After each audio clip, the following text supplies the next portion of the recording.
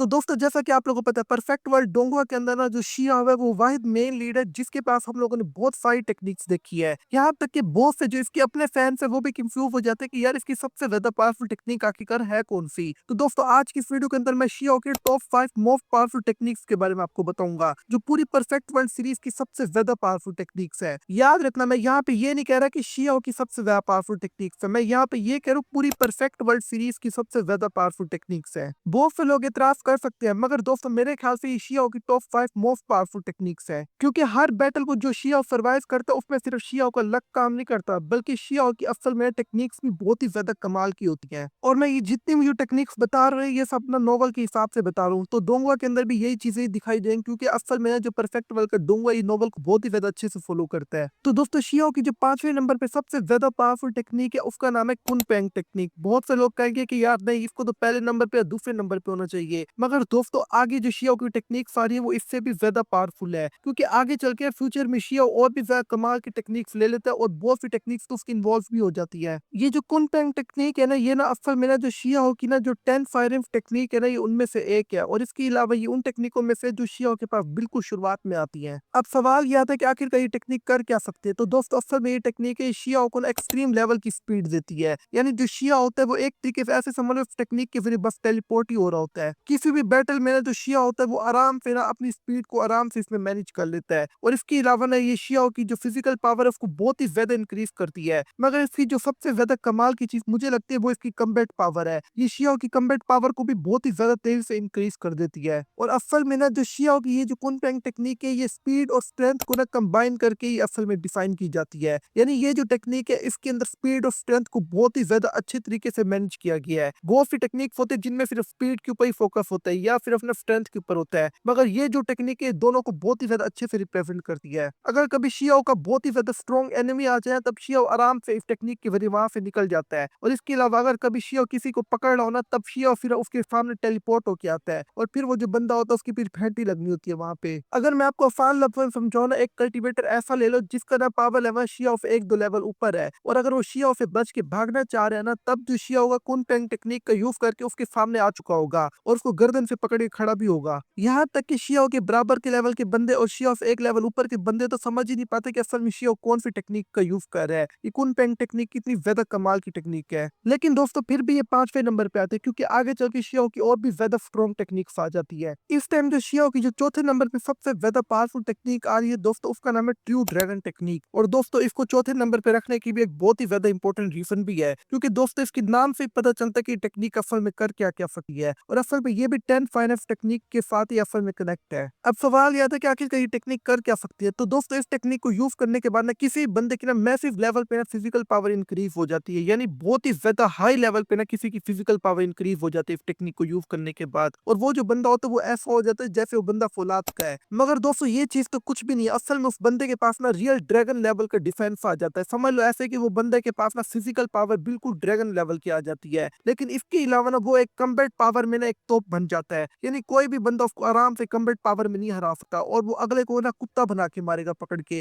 Explosive power बहुत ज्यादा increase कर जाती है। आप लोग 5 महीने में बोल सकते हो कि वाकई में ना ये टॉप 4 के अंदर आने के काबिल है टेक्निक, ये इतनी ज्यादा कमाल की टेक्निक है क्योंकि एक ट्रू ड्रैगन को ना जितने भी जो बीस्ट है ना उन सब में ना एम्पर माना जाता है, किंग लेवल का माना जाता है। और दोस्तों जब शिया इस टेक्निक का यूज करते हैं तब समझ लो शिया का एक पंच ऐसा होता है कि जैसे ना अगर वो किसी को लग गया ना तो समझो उसके ऊपर एक पहाड़ ही गिर गया, क्योंकि अगर शिया एक पंच अपना पहाड़ पे मार देना वो पहाड़ बिल्कुल चकनाचूर हो जाएगा। और जैसा कि मैंने आपको कहा है कि शिया की जो बॉडी है उसको कोई इंजर्ड नहीं कर पाएगा इस टेक्निक को यूज करने के बाद, इतनी आसानी से इंजर्ड नहीं कर पाएगा क्योंकि इस टेक्निक से ना शिया का डिफेंस बहुत ही ज्यादा स्ट्रॉन्ग हो जाता है। यहाँ तक कि टेक्निक इतनी ज्यादा कमाल की है कि जो एशियंट ब्लड लाइन्स है वो भी जरा इस टेक्निक के सामने आके सप्रेस हो जाती है। तो दोस्तों आप लोग अंदाजा लगा सकते हो ये टेक्निक वाकई में क्यों इतनी ज्यादा स्ट्रॉन्ग पड़ी हुई है। और सबसे ज्यादा जबरदस्त बात यह कि शिया ने इस टेक्निक को कॉपी नहीं किया बल्कि शिया ने इस टेक्निक को अडेप्ट कर लिया पकड़ के। इसको आप लोग ऐसा ही बोल सकते हो कि असल में यह अब एक टेक्निक नहीं रही बल्कि शिया की अपनी बॉडी का एक पार्ट बन गई है। और दोस्तों इसके अलावा ना इस टेक्निक में हम लोग शिया को ना बिल्कुल एक ट्रू और प्योर ड्रैगन भी बोल सकते हैं, बल्कि आप लोग ऐसे कह लो एक ह्यूमन ड्रैगन बोल लो। तो दोस्तों अब तीसरे नंबर पे जो मोस्ट पावरफुल टेक्निक आ रही है उसका नाम है सुप्रीम बोन टेक्निक। तो दोस्तों ये जो टेक्निक है असल में ये हासिल नहीं की जा सकती और ये टेक्निक ऐसे किसी को मुंह उठा के नहीं मिल सकती, इसके साथ पैदा होना पड़ता है। यानी बंदे के अंदर पैदा होते ही ये टेक्निक मौजूद हो फिर जाके उसके पास ये टेक्निक आ सकती है, सुप्रीम बोन टेक्निक। टेक्निक, और ये वही टेक्निक है जो डायरेक्ट शियाओ की ना डेस्टिनी के साथ कनेक्ट है। अब सवाल यह आता है कि आखिर ये टेक्निक कर क्या सकती है। तो दोस्तों मैं आपको अगर एक लफ्ज में बताऊं ना, तो ये टेक्निक शियाओ को एक सुपर ह्यूमन बना देती है। ये शियाओ को किसी एक चीज में पावर नहीं देती, बल्कि उसको हर एक चीज में देती है। स्पीड हो गई, कम्बैट हो गई, फिजिकल पावर हो गई, डिफेंस हो गई, हर चीज में शियाओ को पावर देती है और शियाओ को एक तरीके से सुपर ह्यूमन बना देती है। और जो शिया होता है वो इस टेक्निक को ना आराम से ना अपनी किसी भी बॉडी पार्ट के अंदर यूज कर सकता है, यानी किसी भी बॉडी पार्ट के अंदर इसकी पावर को इंक्रीज और कम कर सकता है, क्योंकि असल में ये जो टेक्निक है शिया की अपनी बॉडी के ब्लड के अंदर से ही फ्लो हो रही है। इस टेक्निक को यूज करने के बाद समझ लो शिया अपने दुश्मनों के ऊपर डोमिनेंट पावर रख लेता है। अब दुश्मनों की खैर नहीं होती उसके, क्योंकि इस टेक्निक को यूज करने के बाद ना जो शिया होता है उसकी पावर हर चीज में इंक्रीज कर चुकी होती है। और जब शिया ये टेक्निक यूज करेगा तब समझ लो शिया ना अब दुश्मनों से लड़ना नहीं चाहता, बल्कि अब वो उनको हंट कर करके मारना चाहता है। लेकिन जो मुझे इस टेक्निक की सबसे ज्यादा अच्छी और कमाल की बात लगती है कि शिया ना अपनी ब्लड लाइन की पावर से ना अपने दुश्मनों की ब्लड लाइन को भी सप्रेस कर सकता है। ये टेक्निक की मुझे सबसे ज्यादा कमाल की चीज लगती है। लेकिन इसके बाद जॉन सी इस टेक्निक को सबसे ज्यादा स्पेशल बनाती है, वो असल में ना इस टेक्निक की ना अपनी खुद की मौजूदगी है, क्योंकि असल में ना ये टेक्निक हासिल नहीं की जा सकती, बल्कि इस टेक्निक के साथ ना उस बंदे को हर सूरत में खुद ही पैदा होना पड़ेगा। अगर कोई इस टेक्निक के साथ पैदा नहीं हो पाया ना, तो दोस्तों वो कभी भी इस टेक्निक को नहीं पा सकता। और अब ये उसकी किस्मत पे डिपेंड करता है कि वो असल में इस टेक्निक के साथ पैदा होता है कि नहीं होता। जैसा कि आप लोगों को पता है शुरुआत में भी शियाओ के पास ना सुप्रीम बोन टेक्निक थी जब वो बच्चा था, और इसके अलावा ना उसकी वो जो टेक्निक थी वो फिर खत्म हो गई थी, यानी एक तरीके से छीन ली गई थी। लेकिन बाद में जो शिया होता है दोबारा से इस टेक्निक को अवेकन कर लेता है, क्योंकि शिया असल में पैदा तो इसके साथ ही हुआ था। इस वजह से शिया उसको दोबारा से रीअवेकन कर लेता है, और इस बार जो टेक्निक रीअवेकन करते हैं ये पिछली वाले से ही ज्यादा स्ट्रॉन्ग होती है। सुप्रीम बोन टेक्निक वह टेक्निक है जिसके ऊपर ना जितने भी जो लोग है ना वो हर कोई जेलसी महसूस करता है, क्योंकि बाकी जो लोग होते हैं ना असल में ना वो ना किसी और से पावर बोरो करते हैं, यानी यूनिवर्स से हो गया या वर्ल्ड से पावर बोरो करते हैं। लेकिन जो बंदा इस टेक्निक के साथ पैदा होता है वो खुद ही असल में एक पावर होता है। और ये जो टेक्निक है ये असल में ना एक तरीके से चीट कोड टाइप है, क्योंकि असल में ये वो तीन चीजें बंदे को दे देती है जिसके साथ ना हर बंदा पैदा नहीं हो पाता, जैसे कि ना टैलेंट हो गया, और इसके अलावा किस्मत हो गई, और इसके अलावा ना पावर डोमिनेशन हो गई। और ये भी बोला जाता है कि जिसके पास ये टेक्निक है ना उसके पास सिर्फ वक्त की देरी है, उसने हर सूरत में एक ना एक दिन पावरफुल इंसान बन के ही निकलना है बाहर। अब दोस्तों जो दूसरे नंबर पे जो टेक्निक आ रही है ना, अगर मैं कहूँ ना सही मायने में ये टेक्निक नाइटमेयर है शियाओं के दुश्मनों के लिए, तो दोस्तों इसमें कुछ गलत नहीं होगा, क्योंकि दोस्तों अगर एक दफा शियाओं ने ये टेक्निक यूज कर ली ना किसी के ऊपर, तब अगले बंदे ने बचना ही नहीं है, यानी समझ लो उसका एग्जिस्ट ही नहीं बचना, समझ लो वो रीन का रेट भी नहीं हो सकता। ये ऐसी एक टेक्निक है, इसको आप लोग फाइनल मूव भी बोल सकते हो शियाओं का, और इस टेक्निक का नाम है six faith reincarnation fees technique. तो दोस्तों इसके नाम से ही पता लगे कि ये टेक्निक कर क्या सकती है। ये जो टेक्निक है ये असल में ना पावर ऑफ सिक्स पेथ और पावर ऑफ संसारा को ना आपस में ना कंबाइन करती है, और इसके अलावा दोस्तों इसका जो अटैक होता है वो सिर्फ बॉडी पे नहीं लगता,